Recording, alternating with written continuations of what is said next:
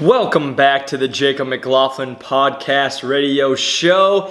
Thanks to you guys who are joining me on the podcast, Instagram, YouTube, all you guys around.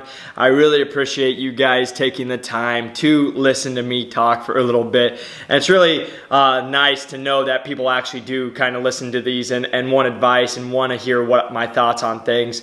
So today we're going over a topic I get asked a lot at my gym, and it's cheat meals. And going off of cheat meals, we're going to talk about, should you have a cheat meal? What is a cheat meal? Should you have a cheat day? Or should you have a refeed day, and what those are? So I wanted to go over, because this is something we get asked, especially in like the lifting, the bodybuilding, that kind of world, is just something like, hey, what should I be eating? Should I have a refeed day? Should I be eating clean all the time? And it just always is, it depends. So going off, first off, what is a cheat meal? And a cheat meal is a meal that you guys would have that is super fatty, super high in carbs, and just being honest, it's the everyday American diet. It's a burger and fries, it's a nachos, it's pancakes and waffles. That's what we call like a cheat meal, with like cake and ice cream. That's a cheat meal. And if you look at the average person, like that's the everyday diet for the American. But when you're more in this like health conscious lifestyle, you're trying to eat a little healthier. You're trying to go, a lot of fruits, a lot of veggies, a lot of lean meats, and a lot of low carbs and low fat food choices when we're doing that. So a cheat meal is just one meal out of your guys' whole week that you guys would take to eat and just have like whatever you really want. If it's pizza, if it's, like I said, a burger and fries, whatever you like to go for. For me, I'm a big burger and fry kind of guy with some like maybe some ice cream at the end. But that's really what comes down to when it is for a cheat meal. Now, when you have a cheat day, that's when you'll take a whole day. Maybe it's a Saturday, you guys are going to be out, you're drinking alcohol, you guys are not going to be eating the best, so people will take a whole day for the cheat and, eat out 2, 3, 4 times. And that's kind of dangerous in that realm, but again, you would be still eating out, having maybe waffles and pancakes for breakfast, the super nachos or pizza for lunch and burger and fries or whatever it is. So that's what a cheat day would be. And then going into a refeed day, all a refeed day is where you're going to still eat pretty clean. Your carbs are just going to be higher. So with the carbs, if you had 175 grams of carbs every single week or every single day throughout the week, then all a refeed day would be is you probably double it to like 2.5. So like you'd probably be having about 350 to maybe 400 carbohydrates on that day. So it kind of helps your body resets. So let's first off talk about what is the benefit of a cheat meal, cheat day, refeed day, and so forth. With going into it, it's going to be if you are eating clean. And again, this is only going to benefit those people who are working out regularly. You're going to be eating a well-balanced diet throughout the whole week. This is not for someone who eats out already 4, 5, 6 times a week because your diet's already crap and we still need to get you on a better diet. This is for the person who is eating asparagus, chicken, steaks, vegetables, low fruits, healthy fats, like a super clean diet, basically just eating off the land. Basically, if it comes from the land or eats off the land, they're eating it throughout the week.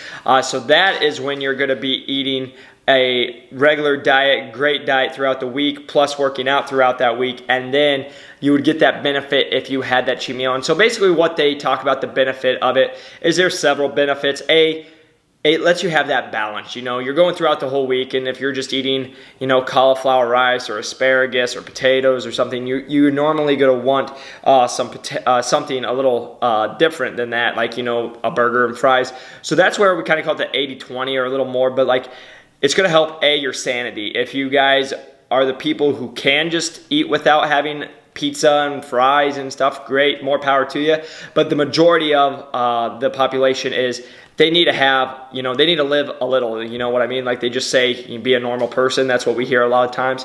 So that's where we give them like one meal to just like do that. So that's number one. B, or number two, like the benefit is also is like they have seen benefits of people who like eat a lower calorie base, and then they'll have one day or one meal where it's really spiked up. And what that is supposed to do is supposed to make your metabolism work way more, have it processed, and now your metabolism is running at even a higher capacity than it was before. And then you can slowly add in a little bit of food throughout the week. So for example, kind of how I do it is like I try to add 10 grams each week, depending on if I've gained a lot of body fat or if I'm not. If I've lost body fat, but I have that cheat meal on Saturday, then my coach will be like, hey, let's go up a 10 grams. This week, my body's responded really well to my cheat meals, and so I had a cheat meal, and then next day I woke up 2 pounds lighter, and so now we're gonna add another 20 grams into my diet throughout the week. So that's kind of like another benefit with it. But again, the biggest benefit is just having people who eat super clean throughout the whole week. It lets them have a little bit of sanity. Now, that's the cheat meal. Like I said, it's going to be probably really high in carbs, really high in fats. That's a cheat meal. Now, a cheat day is where, like I said, you go throughout the whole day and you have this. I personally do not recommend this, and this is why. Because if you are normally eating 2,000 calories, maybe 2,500, and then you go onto a whole day where it's super easy to have a lot of calories come up. So that's where, like, if you have just a cheat meal, you might have like 3,000 calories in that day, and now you're over your capacity by like 1,000 or 2,000 calories. Like throughout the whole week, that's probably not going to kill all of your progress. But if you go on a whole cheat day and you're eating 2, 3, maybe even 4 times you're eating out and you're not eating the best kind of food, then what that can turn into is you guys overeat, and now you just ate a surplus of 6,000 calories. And now if you broke that throughout the whole week, you actually came out even, or you gained weight because you just had all those calories on one day. And so how you look at it is like if your capacity, or if you eat 3,000 calories every single day and then you go under 300 calories to maintain it, now after 7 days you're 2,100 calories in deficit, and that can give you that results. Well, like I'm saying, if you go on a cheat meal, you might go 1,000 or 1,500 over and you're still in the deficit.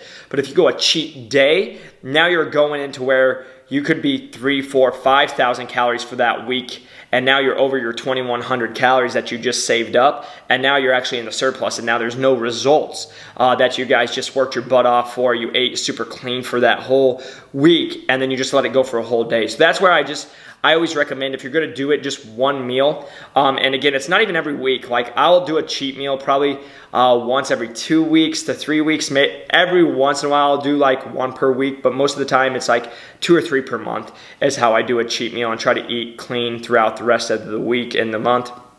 Now, getting into the final part, the refeed day. So what a refeed day is like you're talking about having, the cheeseburgers, the pizza. That's a cheat meal.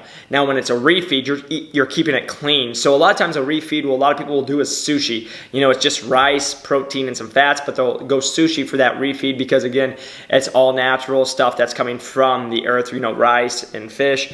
But again, that's what a lot of people will use. But even with that, so maybe you eat, let's just say 200 grams on a normal day of carbohydrates, and then you want to have a little more on that refeed day. You're still going to eat super clean. It could be potatoes, rice, vegetables, and oatmeal and stuff like that, but you're just going to double up on everything, or you're going to have a bigger meal, and so you're trying to take your carbs maybe on 400. So again, now what that's making your body do is process way more carbohydrates. It spikes it. Now your metabolism's working, and then again, they have seen people get results. Now, I do just put this out there. This is for the people that are working out consistently 4, 5, 6 days a week, that are lifting, actually doing weight-bearing exercises. That's where you're going to see these results. A lot of times I'll have people who are like, oh, I work out 2 or 3 days a week, and I'm like, oh, that's great, but you don't need a cheat meal because you're not burning enough calories. Now, it's like in my case, I work out 6 to some days 7 days a week, so I'm in the deficit every single day, and then that's why I'm allowed to have, like pancakes or a burger and fries or one epic cheat meal out of the whole month. So that's just my advice to you guys. If you're not doing like hardcore weight-bearing exercises at least 3 to 4 times a week, you probably don't need a cheat meal. And to be real, most of you guys are already eating a cheat meal throughout the week when you're driving through a drive-through because your schedule is packed. So those are the simple things about, hey, this is a cheat meal, this is a cheat day, and a refeed day. So you just have to find what works best for you. And I really appreciate you guys coming on and listening to me today. Let me know what you guys want to hear in the future, topics you want me to go over, and things you would like me to break down. I really love seeing your guys' feedback and just giving you guys information that's going to help you guys. So I hope you guys have a great week. Really appreciate you guys tuning in and watching and listening to this podcast, and I'll catch you guys on the next one. Peace.